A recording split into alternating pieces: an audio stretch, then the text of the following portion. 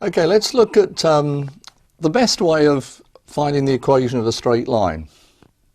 I've written up here already a couple of equations that one you'll be very familiar with, the y equals mx plus c, which of course is the standard equation used in GCSE. The second one, y minus y1 equals mx minus x1, is one that really, as far as I'm concerned, is the most important one throughout all of the work that you're going to do, because it's the most flexible and allows you to get an equation in the nicest way.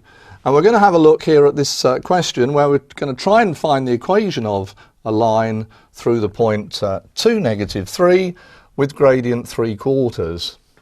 And we have this phrase again. You remember, we keep saying we're going to keep coming across in the form. So this time, remember what in the form means. It means it's got to look like this. So it's got to look like ax plus by plus c equals 0. So we'll look at the two ways of doing this and see which way you think you would prefer. So if we use the, let's use the y equals mx plus c version first of all. So in this equation, of course, c is where our straight line crosses the y-axis. We don't know that at the moment. Do we know anything in that equation?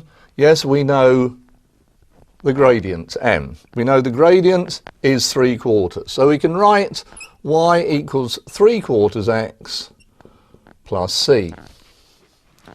What else do we know? We know it goes through this point. Now remember here, x is 2, y is negative 3. So I could substitute those two numbers into my equation, because this point has got to lie on the line. So y, which is negative 3, has got to be 3/4 times 2 plus c. Now for some of you, you're already perhaps panicking a little bit because it's got fractions in it. 3/4 times 2 is 3/2 plus c. Take away 3/2 from each side and we get that c is negative 3, take away 1.5, which is negative 4.5. So my equation then is y equals 3/4 x, take away 4.5. Is it in the correct form? Well, no, it isn't. It's in the y equals mx plus c form. So we look at this and we say, okay, we've got some fractions there, can we get rid of them? Well, this one's over 4, it's in quarters, this one is in halves. So if we multiply the whole equation by 4, we will get 4y equals 3/4 times 4 is 3x, and 4 times 4.5 is 18.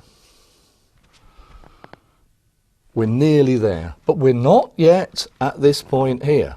And if you hadn't, if you leave it like that, you won't get full marks of the question. Notice this wants to start with ax, so we're going to leave the 3x on this side. We're going to take away 4y, and then the minus 18. So that is in the form. Okay, so that's method 1. Now let's look at this one. Here m is still the gradient. This suffix notation, remember before what the suffix notation means, it saves us using lots of extra letters. We've got an x1 which will be 2 and a y1 which will be negative 3. So I can go straight from this equation here, let's do a funny arrow, get ourselves down here, and we can write this as y take away negative 3 equals 3/4 x take away 2. So already I've actually got the answer. It's not the right answer in its form yet, but it's better than this because here we still have that c. Now another little trick here to watch out for is some people like to expand the brackets first. It's much easier to get rid of this denominator here. So we do 4 times that side, which is 4y. Now take away -3 will be +3, so this becomes +3. 4 times +3 is +12. And then on this side, remember there's still a 3 here. 3 outside this bracket will give us 3x, take away 6. Very common mistake is to leave that as 2.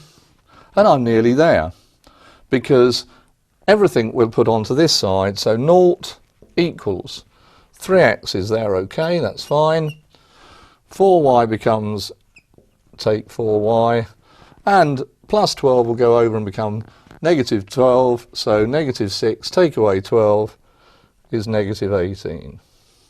So you can see then that the method that I'm saying you really want to master takes 2 lines. The method using y equals mx plus c takes 4 lines. So I think that it speaks for itself. So please try and remember this version. It will come up over and over again in the work that we do later on.